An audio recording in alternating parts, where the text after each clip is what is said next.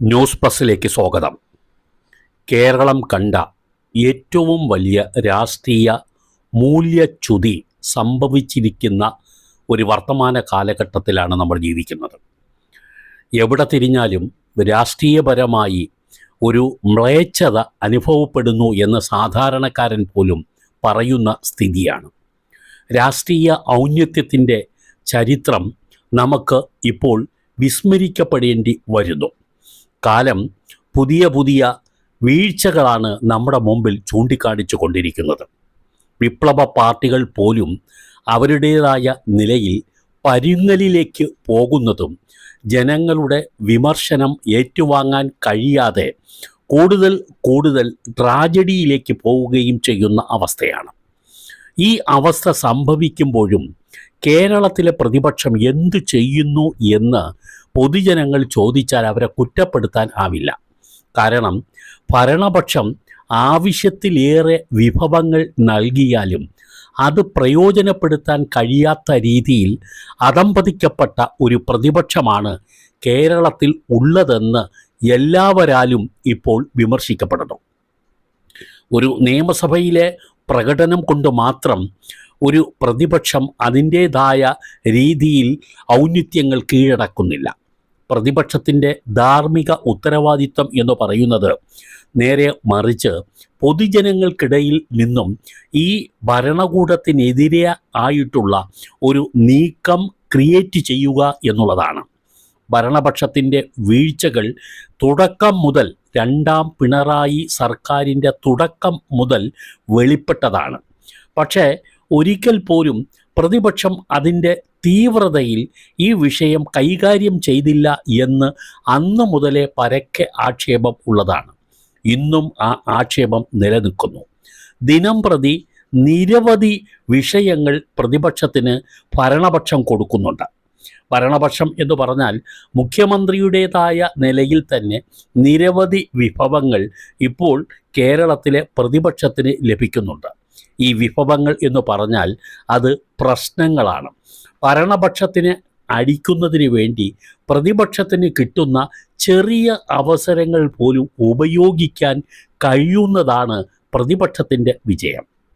അപ്പോൾ ജനങ്ങൾ ചോദിക്കുന്നത് ഇതാണ്: ഇപ്പോൾ കേരളം CPM ആണ് പ്രതിപക്ഷത്ത് ഉണ്ടായിരുന്നതെങ്കിൽ എന്ത് സംഭവിക്കുമായിരുന്നു എന്നുള്ളത്.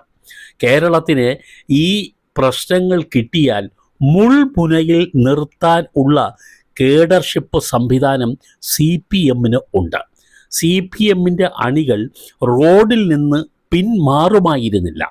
കാരണം ദിനംപ്രതി അത്രത്തോളം വിഷയങ്ങളാണ് പ്രതിപക്ഷത്തിന് വീണ് കിട്ടിക്കൊണ്ടിരിക്കുന്നത്. അതുകൊണ്ടാണ് ജനം പറയുന്നത് പ്രതിപക്ഷത്തിരിക്കാൻ സർവ്വതാ യോഗ്യത CPM തന്നെയാണെന്ന്, അഥവാ ഇടതുമുന്നണി തന്നെയാണെന്ന്. കാരണം ഒന്നിന് പിന്നാലെ ഒന്നായി നിരവധി വിഷയങ്ങൾ ഈ ഭരണപക്ഷം പ്രതിപക്ഷത്തിന് നൽകിയിട്ടും അത് പ്രയോജനപ്പെടുത്താതിരിക്കുക എന്ന് പറയുന്നത് പ്രതിപക്ഷത്തിൻ്റെ വീഴ്ചയാണ് എന്ന് തന്നെ നമുക്ക് പറയേണ്ടി വരും. ഭരണപക്ഷത്തിൻ്റെ വീഴ്ച ചൂണ്ടിക്കാണിക്കുന്നതിനോടൊപ്പം തന്നെ പ്രതിപക്ഷത്തിൻ്റെ വീഴ്ചയും ജനങ്ങൾ ചൂണ്ടിക്കാണിച്ചു തുടങ്ങിയിരിക്കുന്നു. എത്രയെത്ര വിഷയങ്ങളാണ്. ഭരണപക്ഷത്തെ ഒരു MLA തന്നെ, സ്വതന്ത്ര MLA ആയിക്കോട്ടെ, പക്ഷേ ഇടതുമുന്നണിയുടെ സ്വതന്ത്രനായി മത്സരിച്ച് ജയിച്ച PV അൻവർ എന്ന് പറയുന്നൊരു MLA ഈ ഭരണകക്ഷിക്ക് എതിരെ തുറന്ന സമീപനവുമായിട്ട് ആക്ഷേപങ്ങളുമായിട്ട് പുറത്തു വന്നിട്ടും അതിനെ ആ രീതിയിൽ കണ്ട് അതുപോലും ഏറ്റെടുക്കാൻ ഇവിടുത്തെ പ്രതിപക്ഷത്തിന് കഴിയാതെ വന്നിരിക്കുന്നു. പ്രതിപക്ഷത്ത് ഏറ്റവും മുന്നിൽ നിൽക്കുന്ന പക്ഷി കോൺഗ്രസ്സാണ്. കോൺഗ്രസിൻ്റെ ഒപ്പം രണ്ടാം നിരയിൽ നിൽക്കുന്നത് ലീഗാണ്. മുസ്ലിം ലീഗ് പോലും അറച്ചു നിൽക്കുന്നൊരു കാഴ്ചയാണ് കേരളത്തിൽ പ്രതിപക്ഷ നിരയിൽ ഇപ്പോൾ നമ്മൾ കണ്ടുകൊണ്ടിരിക്കുന്നത്. ഇത് നമ്മുടെ രാജ്യത്ത് ഉണ്ടാക്കുന്ന ഏറ്റവും വലിയ ദുരന്തം എന്ന് പറയുന്നത് ജനാധിപത്യത്തിനെതിരെയുള്ള ചില കാര്യങ്ങളാണ്. ജനാധിപത്യം എപ്പോഴും ഭരണപക്ഷത്തിൻ്റെ വീഴ്ചകളെ അതേ രീതിയിൽ വെളിപ്പെടുത്തി ജനങ്ങൾ അതിനെതിരെ സംഘടിപ്പിക്കുന്ന, ജനങ്ങൾക്കിടയിൽ അതിനെതിരെ അവബോധമുണ്ടാക്കുന്ന ഒരു കക്ഷിയായി പ്രതിപക്ഷം മാറുമ്പോഴാണ് ജനാധിപത്യം സജീവമാകുന്നത്. ജനാധിപത്യത്തിൻ്റെ മേൽക്കൂട്ട് എന്ന് പറയുന്നത് ശക്തമായ ഒരു പ്രതിപക്ഷമാണ്. നിയമസഭയിൽ പ്രതിപക്ഷം പോരടിച്ചു, പ്രതിപക്ഷം എല്ലാം കൊണ്ടുവന്നു, പ്രതിപക്ഷം ഭരണപക്ഷത്തിനെ ഏറ്റവും മുൾമുനയിൽ നിർത്തി എന്ന് പറയാമെങ്കിലും നിയമസഭ മാത്രമല്ല, ഈ കേരളത്തിലെ ജനങ്ങൾക്കിടയിലുള്ള മറ്റ് ചില പ്ലാറ്റ്ഫോമുകളുണ്ട്. അത് ജനകീയ വേദികൾ തന്നെയാണ്. സമരങ്ങളുടെ ഒരു വേലിയേറ്റം സൃഷ്ടിച്ചുകൊണ്ട് തന്നെ ഭരണപക്ഷത്തിൻ്റെ വീഴ്ചകളെ എണ്ണി ചോദ്യം ചെയ്യാൻ പ്രതിപക്ഷത്തിന് കഴിഞ്ഞാൽ മാത്രമേ പ്രതിപക്ഷം എന്നുള്ള ഒരു അർത്ഥവ്യാപ്തി അതിൻ്റെ പൂർണ്ണതയിൽ എത്തുകയുള്ളൂ. ജനഹിതത്തിനെതിരായ നിരവധി കാര്യങ്ങൾ രണ്ടാം പിണറായി സർക്കാരിൻ്റെ കാലത്ത് ഇവിടെ ഉണ്ടായി. ഏറ്റവും വലിയ പ്രശ്നങ്ങൾ എന്ന് പറയുന്നത് തന്നെ 3-4 കാര്യങ്ങൾ നിങ്ങളുടെ ശ്രദ്ധയിൽ കൊണ്ടുവരാം.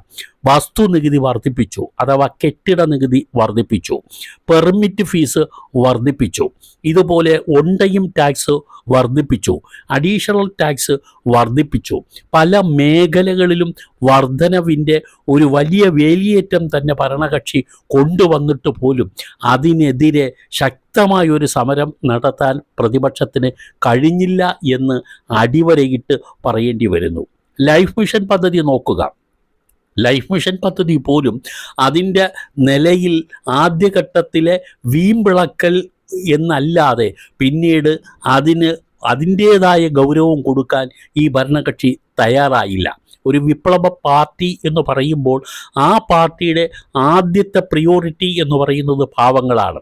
വീടും സ്ഥലവും ഇല്ലാത്തവർക്ക് ഇത് രണ്ടും കൊടുക്കുമെന്ന് 2016 നിയമസഭയിൽ പ്രഖ്യാപിച്ചത് ഇന്നത്തെ മുഖ്യമന്ത്രിയാണ്. പക്ഷേ ഈ 2016 ആ പ്രഖ്യാപനം നടത്തുമ്പോൾ 5 വർഷത്തിനുള്ളിൽ കൊടുക്കുമെന്നാണ് പറഞ്ഞിരുന്നത്. അങ്ങനെയാണെങ്കിൽ 2021 ജനങ്ങൾക്ക് ഈ പറയുന്ന 5 ലക്ഷം പേർക്ക് 5 വർഷത്തിനുള്ളിലുള്ള വീടും സ്ഥലവും കൊടുത്ത് തീർക്കേണ്ടിയിരുന്നു. പക്ഷേ ഇപ്പോഴും അത് ഇഴഞ്ഞു നീങ്ങുകയാണ്. ഇതിനെതിരെ പോലും ഇന്നുവരെ ശക്തമായ ഒരു പ്രസ്താവന പോലും പ്രതിപക്ഷ നിരയിൽ നിന്നും വന്നില്ല എന്നുള്ളതാണ് ഏറ്റവും വലിയ ആക്ഷേപകരമായ കാര്യം. ഓർത്തു നോക്കുക, ഈ സമയത്ത് പ്രതിപക്ഷത്തിരുന്നത് CPM ആണെങ്കിൽ ഈ ലൈഫ് മിഷൻ പദ്ധതി മാത്രം എടുത്തുകൊണ്ട് അവർ ഒരു നെടുനീളൻ സമരത്തിന് കേരളത്തിൽ തുനിഞ്ഞേനെ. പക്ഷേ നിരവധി അവസരങ്ങൾ ഒന്നിന് പിന്നാലെ ഒന്നായി വന്നിട്ട് പോലും പ്രതിപക്ഷം അതിൻ്റേതായ നിലയിൽ ഗൗരവത്തിൽ ഒരു സമരമോ സമര പരമ്പരയോ സൃഷ്ടിക്കാൻ കഴിയുമായിരുന്നിട്ടും അതിൽ നിന്നും പിന്മാറി നിൽക്കുന്ന അവസ്ഥയാണ് കാണുന്നത്. തൊട്ടു പിന്നാലെ നിൽക്കുന്ന മുസ്ലിം ലീഗും ഇത്തരത്തിൽ തന്നെ പതുങ്ങിയും പരിങ്ങിയും നിൽക്കുന്നതാണ് നമ്മൾ കാണുന്നത്. ഒരു ഘടകകക്ഷി എന്നുള്ള നിലയിൽ പല കാര്യങ്ങളും ഏറ്റെടുക്കാൻ കഴിയുമെങ്കിലും മുസ്ലിം ലീഗും മൗനത്തിൻ്റെ വാത്മീകത്തിൽ ഒളിച്ചിരിക്കുന്ന സ്ഥിതിയാണ് നമ്മൾ കാണുന്നത്. ഒന്നുമില്ല. അവസാനം നോക്കുക, തീവ്രപരമായ നിലപാടുകളുള്ള RSSൻ്റെ നേതാക്കളുമായി ഒരു ADGP, അതും ലാ ആൻഡ് ഓർഡറിന് നേതൃത്വം നൽകുന്ന ഒരു ADGP 2 പ്രാവശ്യം 2 സ്ഥലത്തും മണിക്കൂറുകളോളം പോയി നേരിട്ട് കൂടിക്കാഴ്ച നടത്തി സംസാരിച്ച വിഷയം പുറത്തു വന്നിട്ട് പോലും ആ വിഷയം ഉയർത്തി പോലും ഈ ഭരണമുന്നണിയെ മുൾമുനയിൽ നിർത്താൻ കഴിയുമായിരുന്ന പ്രതിപക്ഷം അതിന് തുനിഞ്ഞില്ല എന്നുള്ളതാണ്. ഒരു PV അൻവർ വേണ്ടി വന്നു ഇതിനെല്ലാം എന്നുള്ളതാണ്. ചില കാര്യങ്ങൾ പറഞ്ഞു വച്ചതിന് ശേഷം അതിനെ തുടർന്ന് സെക്രട്ടേറിയറ്റിന് മുമ്പിൽ ചില സമര കോലാഹലങ്ങൾ നടത്തും. അപ്പോൾ ജലപീരങ്കി പ്രയോഗം വരും. അതോടുകൂടി ആ സമരം അവസാനിച്ച് പൊടിയും തട്ടി പോകുന്നതാണ് പ്രതിപക്ഷം ഇപ്പോൾ ചെയ്തുകൊണ്ടിരിക്കുന്നത്. ഒരു സമരം തുടങ്ങി വെച്ചാൽ ആ സമരം അതിൻ്റേതായ നിലയിൽ വർദ്ധിച്ച വീര്യത്തോടു കൂടി മുന്നോട്ട് കൊണ്ടുപോകാൻ പോലും ഈ പ്രതിപക്ഷത്തിന് കഴിയാതെ വന്നിരിക്കുന്നു. സതീശൻ പലപ്പോഴും പല കാര്യത്തിലും മിടുക്ക് കാണിക്കുന്നുണ്ട് എന്ന് പറയാതെ വയ്യ. ചില കാര്യങ്ങളിൽ അദ്ദേഹം അത് കാണിക്കുന്നുണ്ട് എങ്കിലും അത് ഒരു അക്കാഡമിക് തലത്തിൽ എന്നുള്ള നിലയിലേ നമുക്ക് കാണാൻ ഇപ്പോൾ കഴിയുകയുള്ളൂ.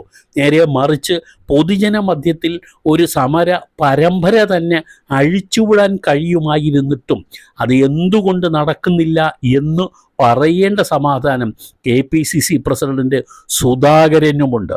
സുധാകരൻ പോലും KPCC പ്രസിഡന്റിൻ്റെ ഔദ്യോഗിക സ്ഥാനത്തേക്ക് എത്തിയപ്പോൾ പലരും പ്രതീക്ഷിച്ചിരുന്ന തരത്തിലുള്ളൊരു പ്രകടനം ഉണ്ടായില്ല എന്ന് പറയാതെ വയ്യ. സംഘടനാ തലത്തിൽ ദുർബലമായ ഒരു കോൺഗ്രസിനെയാണ് നമ്മളിപ്പോൾ കണ്ടുകൊണ്ടിരിക്കുന്നത്. പ്രതിപക്ഷം എന്ന് പറയുന്നത് ഒരു ആലങ്കാരികമായ സ്ഥാനമാനം എന്നുള്ളതല്ല. ജനങ്ങൾ ഭരണപക്ഷത്തിന് കൊടുക്കുന്നതിൻ്റെ തൊട്ട് പിന്നാലെയുള്ള സ്ഥാനം പ്രതിപക്ഷത്തിനാണ്. കാരണം കുറേ സീറ്റുകൾ കുറഞ്ഞാലും പ്രതിപക്ഷത്തിനെ ഉറ്റുനോക്കുന്ന ഒരു ജനത കേരളത്തിൽ എല്ലാ കാലത്തും ഉണ്ടായിട്ടുണ്ട്. ശക്തമായ ഒരു പ്രതിപക്ഷം ഉണ്ടെങ്കിൽ മാത്രമേ കേരളത്തിലെ ജനാധിപത്യത്തിനെ സംബന്ധിച്ചിടത്തോളം അതിന് അതിൻ്റേതായ ഒരു ഉൾക്കാമ്പ് ഉണ്ടാവുകയുള്ളൂ. കേരളം എപ്പോഴും പ്രതിപക്ഷത്തിൻ്റെ ശബ്ദത്തിന് കാതോർത്തിട്ടുണ്ട്. ഭരണപക്ഷത്തിന് നിലയ്ക്ക് നിർത്താൻ കഴിയുന്ന രീതിയിലുള്ള പല നിലപാടുകളും എടുക്കാൻ കഴിയുമായിരുന്നിട്ടും അതിൽ നിന്നെല്ലാം പിന്തിരിഞ്ഞിട്ട് വെറുതെ പൗഡറിട്ട് നടക്കുന്ന ഒരു സമീപന രീതി കേരളത്തിലെ പ്രതിപക്ഷത്തിന് സംഭവിച്ചിരിക്കുന്നു എന്ന് പറയാതെ വയ്യ. ഇപ്പോൾ കേരളം കത്തിയെരിയുന്ന ചില സംഭവ വികാസങ്ങൾ ഉണ്ടായി അടുത്ത ദിവസങ്ങളിൽ. അതിൽ തന്നെ പ്രതിപക്ഷത്തിന് ഒരു ശരിയായ രീതിയിൽ ഉള്ള ഒരു സെക്രട്ടേറിയറ്റ് മാർച്ച് പോലും സംഘടിപ്പിക്കാൻ കഴിയാത്ത അവസ്ഥ വന്നിരിക്കുന്നു. നേരെ മറിച്ച് പ്രതിപക്ഷത്തിരുന്നത് CPM ആണെങ്കിൽ എത്ര ഹർത്താലും ബന്ധും സമര പരമ്പരകളും കേരളത്തിൽ ഉണ്ടാകുമായിരുന്നു എന്ന് നമുക്ക് ഊഹിക്കാവുന്നതേ ഉള്ളൂ.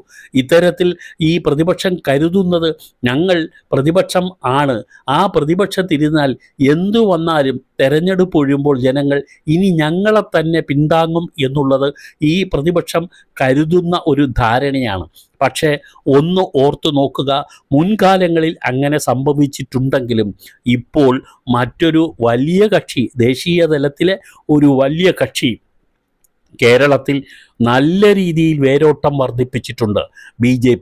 BJP ശക്തമായ പ്രതിപക്ഷമാണ് എന്ന് ജനങ്ങളെ തോന്നിപ്പിക്കുന്ന ഒരു അവസരം അവർ പ്രയോജനപ്പെടുത്തിയാൽ ജനങ്ങൾ മാറി ചിന്തിച്ചുകൂടായികയില്ല. പക്ഷേ അവരുടെ സ്ഥിതിയും അതിദയനീയമെന്ന് പറയാതെ വയ്യ. പക്ഷേ ജനത്തിനെ ഇങ്ങനെ പരിഹസിച്ച് തള്ളുന്ന ഒരു കേരളത്തിലെ രാഷ്ട്രീയ വർത്തമാനകാല സ്ഥിതിക്കെതിരെ ശക്തമായ എന്തെങ്കിലും നീക്കം ഇനിയെങ്കിലും ഈ പ്രതിപക്ഷത്തു നിന്ന് ഉണ്ടാകുമോ എന്നുള്ളതാണ് ഈ കേരള രാഷ്ട്രീയത്തിലെ പ്രബുദ്ധരായ ജനതതി ഉറ്റുനോക്കിക്കൊണ്ടിരിക്കുന്നത്.